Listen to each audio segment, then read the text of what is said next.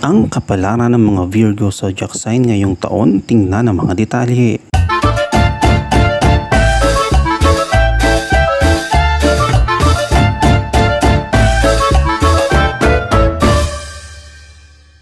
Ano nga ba ang kapalaran ng mga Virgo para sa pag-ibig? Ang simula ng taong 2024 para sa mga taong Virgo ay magiging katamtaman pagdating sa kanilang mga relasyon sa pag-ibig. Kailangan mong kontrolin ang iyong emosyon at iwasan mong sabihin sa iyong minamahal ang mga bagay na magpapagalit sa kanila. Ang presensya ng Ketu sa ilalim ng buong taon ay magiging sanhi ng pagiging introvert mo. Dahil dito, mahihirapan ng iyong minamahal na intindihan ka. Posibleng magkaroon sila ng pakiramdam na may mga tinatago ka sa kanila at maaaring magdulot ito ng problema sa inyong pagmamahalan. Kaya't ipahayag mo ng malaya ang iyong mga saloobin sa kanila at ipadama ang iyong mga damdamin, ngunit mag-ingat ka. Ang buwan ng February at March ay magiging maganda para sa inyong mga relasyon sa pag-ibig at magkakaroon kayo ng maraming pagkakataon na mag-romance kasama ang iyong minamahal. Palalakasin mo ang damdamin ng iyong pagmamahalan habang masaya kayong namumuhay. Magpapatuloy ka sa pagtahak tungo sa pagpapakasal sa iyong minamahal at gagawin mo ang lahat ng pwedeng upang maisaparan ito. Sa gitna ng taon ay magiging katamtaman para sa iyong pagmamahalan, ngunit ang huling bahagi ng taon ay magbubukas ng bagong direksyon para sa inyong pag-ibig. Ang horoscope ng mga Virgo pagdating sa career. Ang Saturn ay magiging naroroon sa 9th house sa buong taon at ang epekto ng araw at Mars sa 10th house sa simula ng taon ay magtataguyod ng magandang sitwasyon sa inyong karera. Magtatrabaho ka ng marami at pagpapala ng Panginoong Saturn ang magpapatuloy sa pagiging permanente ng iyong trabaho at pag-unlad sa iyong propesyon. Pagtutulungan mo ng pansin ang pagpapala ng iyong trabaho. Ang unang kalahati ng taon ay magiging maganda at makakakuha ka ng sapat na pagkakataon upang ipamalas ang iyong mga kakayahan at talento.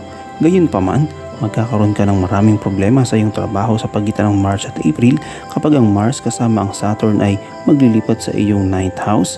Kaya't kailangan mong mag-igat at pigilan ang sarili mo sa anumang konspirasyon. Sa panahong ito, maaaring subukan ng iyong mga kalaban na gumawa ng aksyon laban sa iyo. Ang panahon mula April hanggang May ay magiging paborable sa iyo at magkakaroon ka ng pagkakataon na mapabuti ang iyong trabaho. Ngunit sa June, kailangan mong maging maingat muli. Huwag mong ibahagi ng buo ang iyong mga nararamdaman sa sino man at itago ang ilan sa iyong mga damdamin. Dapat manatiling lihim ang ilan sa iyong mga sekreto, kung hindi ay makikinabang ang hindi nararapat. Sinasabi ng ang pagkakaroon ng kondisyon para sa pagbabago ng iyong trabaho. Kung ikaw ay may trabahong maaaring ilipat, maaaring mangyari ito sa panahong ito. Ang panahon pagkatapos ng August ay magiging mas maganda para sa iyong trabaho. Makukumpleto mo ang iyong gawain ng maayos at makakatanggap ng magandang resulta sa inyong karera. Ano naman ang kapalaran ng Virgo pagdating sa finances? Ang sitwasyon sa finances ay magiging puno ng ups and downs. Kailangan mong labanan ang mga suliranin sa pinansyal. Ang presensya ng Rahu at Ketu sa 1st house at 7th house ayon sa rin sa Jupiter sa 8th house hanggang sa ika-11 ng Mayo ay magpapahiwatig na hindi magiging maganda para sa iyo. Kaya't kailangan mo maging maingat sa iyong pangangasiwa sa pera. Gayunpaman, ang paggalaw ng Venus at Mercury paminsan-minsan sa gitna ng makakatulong sa iyo sa pagbaba ng panganib sa pinansyal. Maaaring mangyayaring maingat sa mga nag-i-invest. Pagkatapos ng May 1, kapag ang Jupiter ay naglipat sa 9th house ng iyong birth chart at ang presensya ng Saturn ay nasa ika-9 na bahay o 9th house ay magbubukas ng bagong paraan ng tagumpay para sa iyo. Ano naman ang mga swerteng numero para sa mga Virgo?